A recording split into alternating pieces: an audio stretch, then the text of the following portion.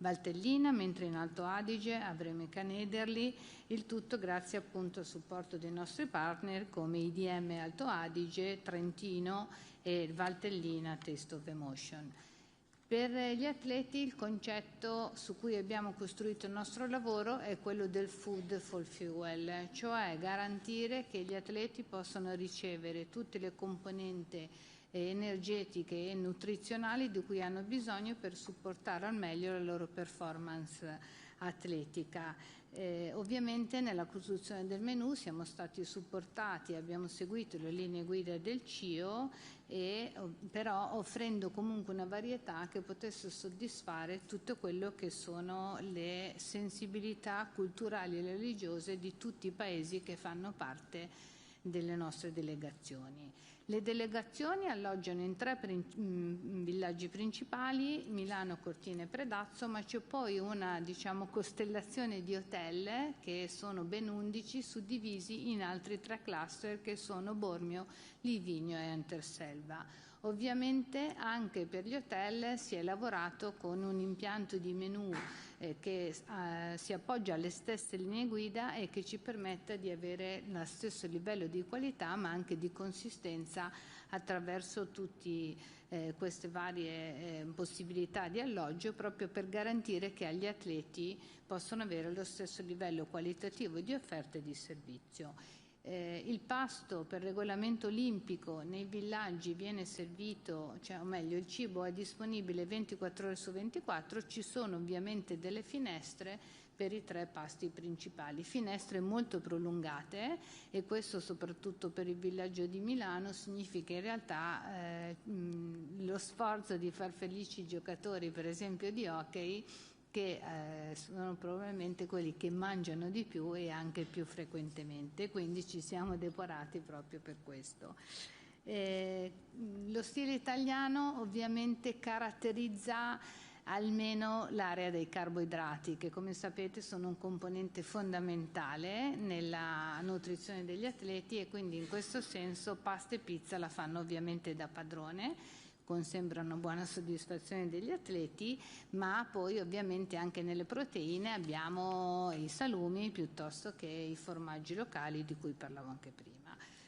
Vi do qualche flash di numeri o di fun facts, diciamo così. Il ristorante del Villaggio Olimpico di Milano accoglie circa 600 persone sedute, mentre Cortina e Predazzo 400 ciascuno. Nelle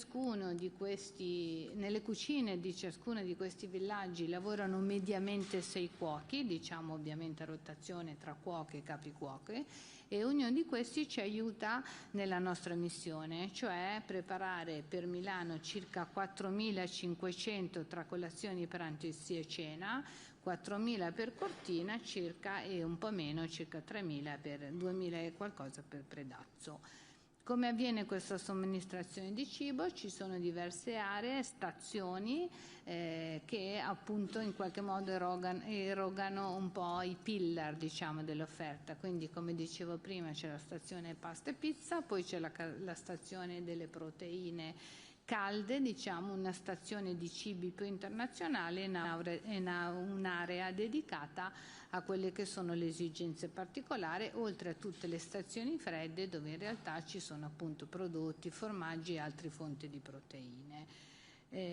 Abbiamo pensato a un modo per visualizzare tutto questo servizio di cibo, e abbiamo immaginato che se ogni pasto che viene servito alle Olimpiadi fosse messo su un vassoio, a questo punto avremmo ottenuto una torre che sarebbe circa alta 60 km, quindi 18 volte circa l'altezza della Tofana di Roses a Cortina.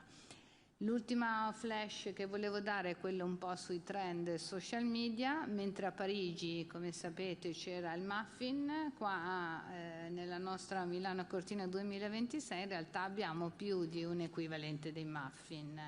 A Milano funziona molto il lava cake, che è una specie di cuore di cioccolato caldo che oltretutto appunto ha anche la forma del cuore, quindi si presta molto ad essere sui social, mentre a Livigno molti si focalizzano sul tiramisù. e Predazzo assolutamente la pizza la fa da padrone, perché ci sono moltissime interazioni proprio sulla pizza, che viene addirittura fatta in diversi modi e in diversi colori. Grazie Elisabetta. Mark, a te. Okay, thank you very much. I'm happy to take any questions you want to ask me. So let's start with Carlos here from Reuters in the middle. Thank you very much, Mark. Carlos Groman from Reuters. The Ukrainian Olympic Committee has said they filed a request regarding the use of the helmet in competition. Have you reviewed that case? Is there a decision? Thanks, Carlos. Yeah, I mean, we received that formal letter, formal request this morning to be able to wear that helmet in competition. What I'd say more generally, I'll get onto the specifics in a minute, what I'd say more generally is we have addressed from the beginning the situation of Ukrainian sports, Ukrainian athletes, since the Russian invasion. And the IOC fully understands the desire of athletes to remember friends, colleagues who've lost their lives in that conflict, and, by the way, in many, many other conflicts, many other difficult conflicts around the world. As we say, there are probably 20 to 30 different conflicts going on at any one time around the world. There was an informal meeting last night with Mr. Garasevich's coach and entourage, the delegation, and we reiterated our understanding of the athlete's wish to pay tribute to his fellow Ukrainian athletes, expressing his sorrow, which he's done during training and on social media. So he has, expressed his feeling in both those cases. But that having been said, the Olympic Charter, the conditions of participation, and the athletes' expression guidelines, which were I think there was something like 3,000 or 4,000 athletes who fed back into those expression guidelines, and they were agreed also with the Athletes' Commission.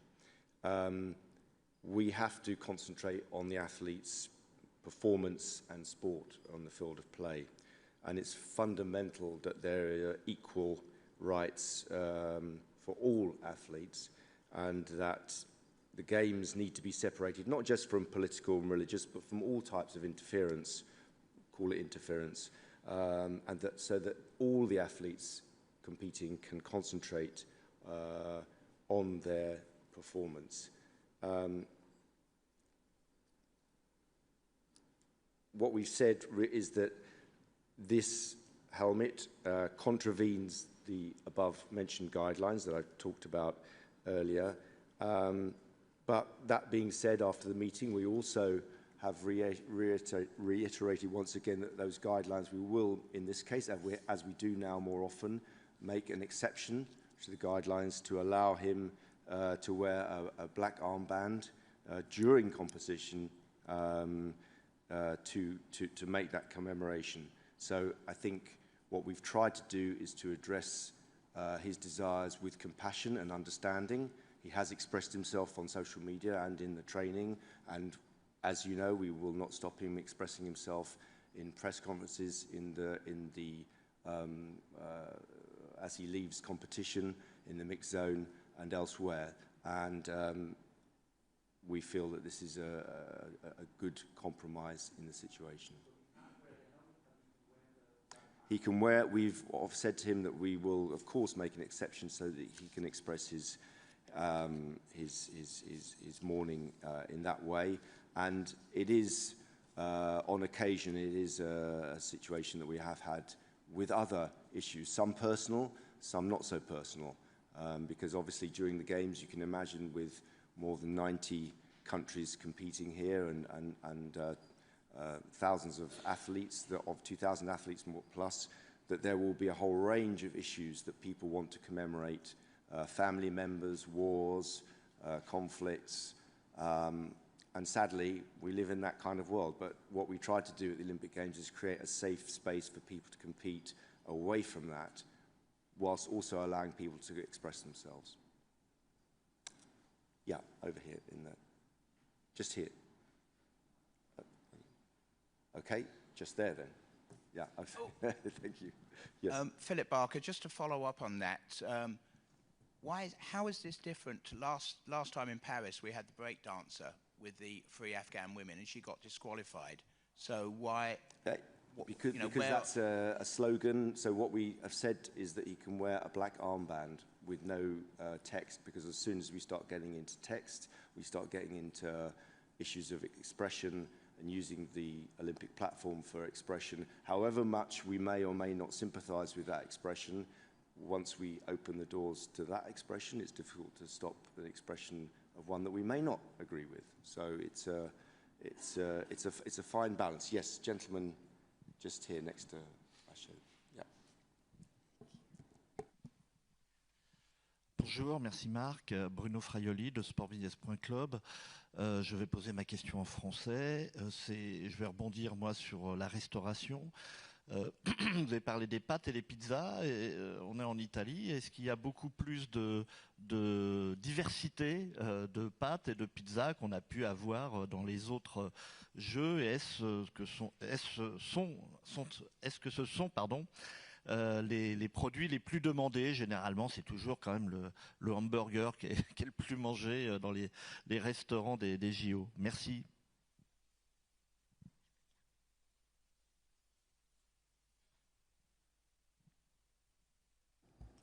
Grazie della domanda. Effettivamente pizza e pasta sono tra i piatti più serviti, ma proprio perché sono quelli in cui si crea maggior affollamento. Se c'è un posto in cui effettivamente si può creare un po' di coda, è proprio nella stazione dei carboidrati, però in ogni caso nei carboidrati è sempre presente del riso e ovviamente ci sono anche altre fonti tipo patate, focaccia, che non è pizza, quindi come dire, ci sono altre alternative, è una scelta spontanea che non è in ogni caso guidata da noi. Spero di aver risposto alla domanda.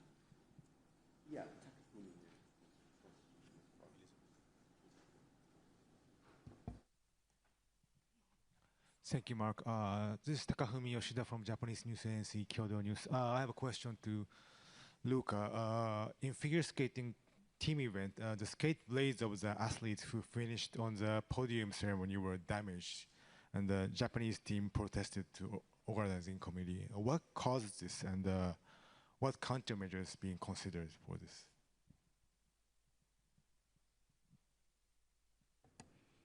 Sì, buongiorno.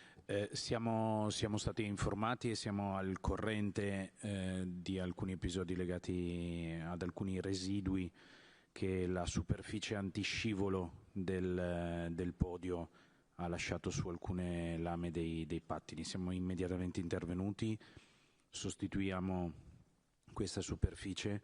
Abbiamo peraltro offerto alle squadre il nostro servizio per affilare nuovamente i pattini e coordinato con l'ISU un extra time per l'allenamento, per cui siamo assolutamente consapevoli e siamo intervenuti immediatamente.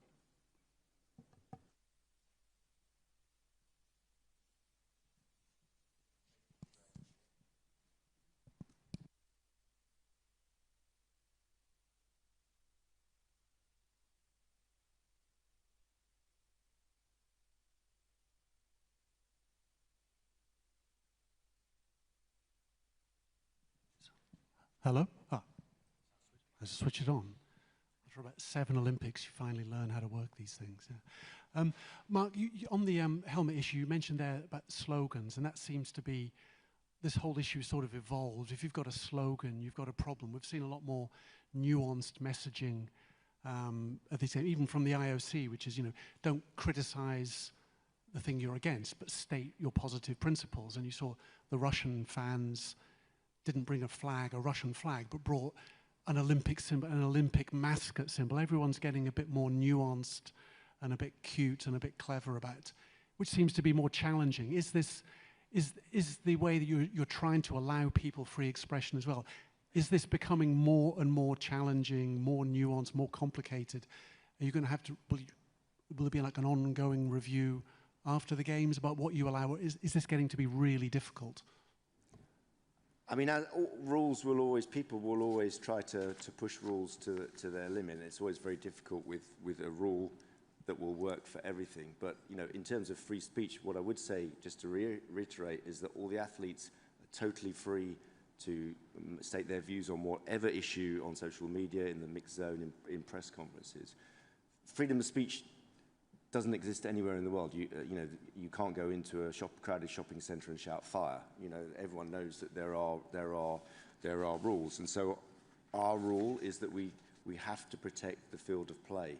Yes, it's difficult, and there will always be people who try to, you know, not game the system, because we understand why they're doing it, but that's why we have to have a strict rule, and that's why the slogans are not allowed, the colours we will allow. And if you remember, and I think this is probably the background to your question, we have evolved with the athletes' guidelines. We have actually evolved because there were times in games past where we refused people even to wear a black armband, and people criticised us, and we listened to that, and we went to the athletes, and actually with those athlete expression guidelines, we did consult very closely with the athletes themselves to try to work out. And the athletes themselves are also very supportive of the fact that we need to keep that specific moment, the field of play, competition, we need to keep that as pure as we can for the competition, and people can express themselves however they want to elsewhere.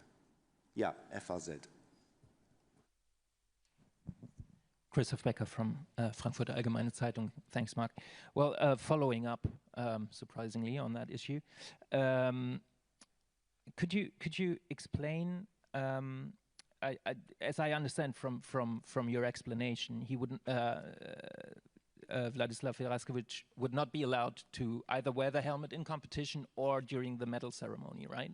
Because that's considered field of play as well. So, where is the difference with his helmet from the example that he cited on his Instagram reel? Matthias Steiner in 2008 showed a photo of his deceased wife. Where does this differ? Is it? No, let me just please finish the question. Is this differing because we are on his helmet are comrades, soldiers, fellow athletes who died in a war, in a conflict, and Matthias Steiner's wife died sadly far too early, but not in a war? Is this the difference, or was what Steiner did not allowed, but nobody stopped him from doing it? I think it's a very simple case. I mean, one I'd say is the famous quote that the past is another country, and you know, this is 20 years ago. We've actually evolved the rules. We do listen. People often criticize us for not listening. We listen to people, to the athletes particularly, and we try to come up with a set of rules. There will always be different explanations and exceptions and so on, but we have rules now that we try to enforce now, which are new rules, and we think that they're a good expression. I'm not really going to go back 20 years ago and discuss whether that would be okay now. It was okay at the time, it was allowed. We have a set of rules that we agreed with the athletes, which seem to be working. And of course, you know, there'll always be, you know, growing pains and whatever with rules. That's the way they are. But we think we've settled on what is a good system to allow people to express themselves, but to also keep and protect the field of play. It won't be perfect, and there will always be exceptions. Yeah, Tarek, another exception, I expect. Just changing gear a little bit here, Mark. Talking to some of the figure skaters with this music, they come from different places with different budgets. Some of them can afford quite expensive royalties, and the others have to change their music. Talking to a coach of one of the teams, you know, they were saying the IOC is a very wealthy organization. Could they not pitch in for the music for these athletes? Because a lot of them have had to change because they can't afford the royalties. They're not wealthy people.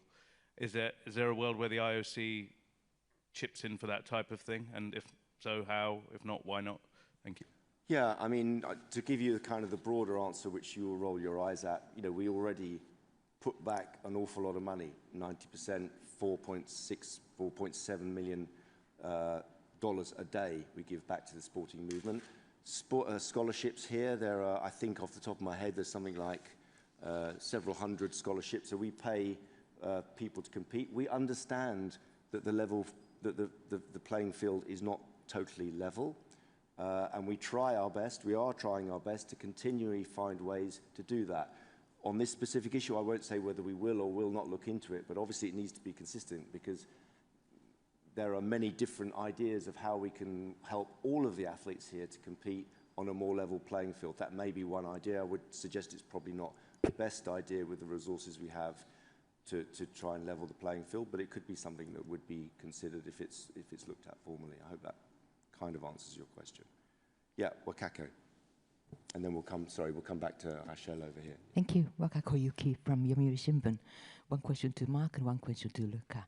Regarding this Ukrainian issue, do I understand that this black armband, the compromise, can be extended to other Ukrainian or other actually nationalities, athletes as well, that IOC would be able to permit these expression of sorrow? And Luca, regarding the medal, could you kindly tell us, confirm us, how many cases being reported so far and what are the conditions and possibly what could be the cause of it? Thank you. So I'll go first. Actually, I just was finding out, just so you know, we had nearly 449 athletes who benefited from Olympic Solidarity scholarships. And by the way, these aren't little amounts. I think it's something like 1,500 a month. So we are trying and helping with those countries and NOCs and athletes that have less ability to get them there. Obviously, in the summer, it's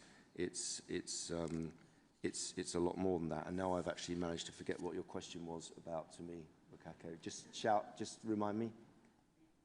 Yeah. So the principle is that there are rules which are understood by all the NOCs and all the delegations. People can make a request for an exemption to the rule, as the Ukrainian NOC has done here, and we have a panel which looks at that. But certainly we have had a black armband, and there has to be a good specific reason, because you can imagine, as I said, with 90 countries and 2,800 athletes, we don't want everyone wearing a black armband for every competition, but where there's a good reasoning, it will be considered properly. Yeah, and the second question was for Luca, yeah?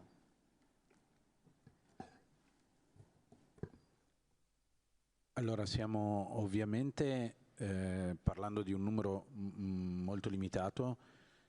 Ti raccolgo il numero preciso, te lo comunichiamo, non ce l'ho al momento, ma è importante sottolineare che precauzionalmente comunque stiamo ricontrollando tutte le medaglie in maniera tale da preservare in qualche modo la gioia che gli atleti devono vivere a pieno nel momento in cui conquistano qualcosa di così prezioso e di così importante per loro, ma mi sento di dire anche per noi che facciamo il tifo. Grazie. Okay, Rachel's been waiting a very long time, so Rachel, yeah. Good morning, thanks Mark. I will ask my question in French, if you don't mind. Le directeur général des Alpes 2030 est sur le départ. Il était hier dans la salle, Cyril Linette, pour ne pas le citer. Est-ce que vous êtes au courant et est-ce que vous voulez réagir? Est-ce que la situation à la tête du comité d'organisation des futurs Jeux d'hiver vous inquiète? Merci beaucoup. Merci, je vais répondre en anglais parce que c'est peut-être mieux pour tout le monde, même moi.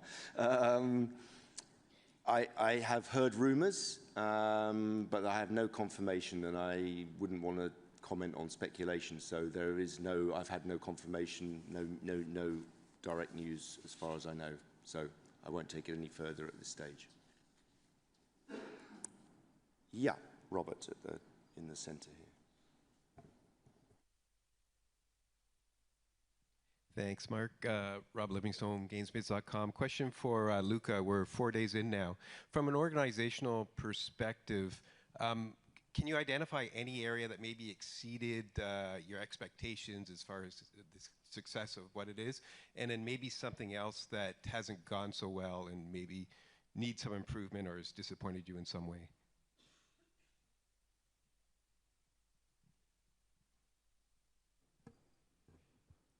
Allora, di base credo che ci sia sempre la possibilità di migliorare e di migliorarsi. Partiamo però da un dato di grandissima soddisfazione. Il comitato organizzatore nasce, lavora per deliberare i giochi e quindi in un qualche modo li scopre a sua volta, no? I giochi quando iniziano ad arrivare.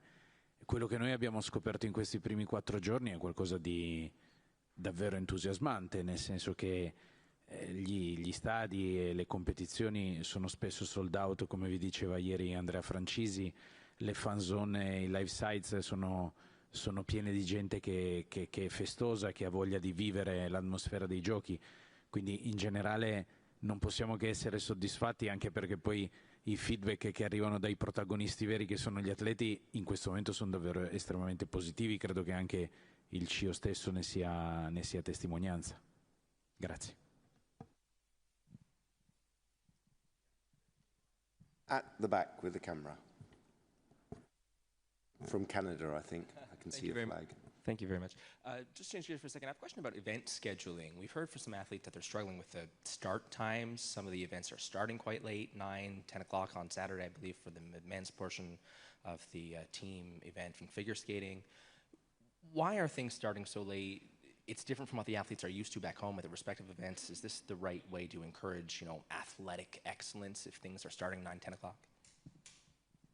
Yeah, I mean, this is actually a perennial question at all the games, and obviously the answer is that these games are shown right around the world. Everyone wants to see an event live. It's impossible for it to be live for everyone at the same time, but we try to place it so that it can be seen by as many people as possible at certain times. So the scheduling is, I guess, different from what you'd have certainly with domestic competition. But I mean, most of the athletes are used to that kind of change, and in the end it works for spreading the message and spreading Olympism and people to enjoy the excitement of the sport around the world. So we would say it's something that is worth doing and worth considering. Luca, you have anything to add, or you? No, sono assolutamente d'accordo, Mark. Okay. Okay, I think, oh yeah, we know we've got a question from our spread out games, yes, from the mountains. Can we have a microphone here?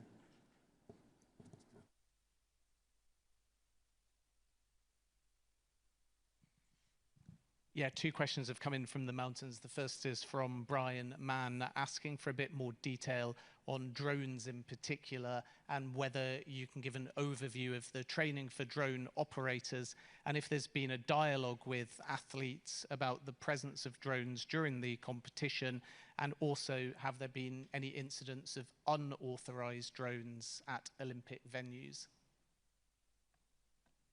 Yeah, I'm surprisingly not a drone expert, but as you will remember, the sports director addressed this on the 9th of February. I won't read out the comments are there already, but we obviously it didn't just come out of the blue. We've been working on it. We will have the head of OBS, the head of Olympic Broadcasting Services, will be here on the 18th. So go back to the press conference and see the response from the sports director, but actually if you want to talk about the technicalities, it's probably better not getting a guess from me, but getting the actual, the real detail from Yanis Exarchos, who will be here on the 18th. And then Tracy Holmes from the Sports Ambassador says that the UN calls on nations around the world to observe the Olympic truce during the Games. Are athletes asked to do the same in the spirit of peace? The truce, interesting question. The truce is called for at the United Nations, and it's between member states, approved by member states of the United Nations. The athletes have different responsibilities, and they understand, obviously, that as we said in the opening ceremony, that the Olympic Games is about peaceful competition, that people can share their meals but compete fiercely against each other. But I don't think the Olympic truce specifically is aimed so much at the athletes, but obviously the spirit of it would be. Okay, I think that's probably it. Yep, we'll come back tomorrow, same time. Thank you very much to our guest, and see you all tomorrow at 11 o'clock. Thank you.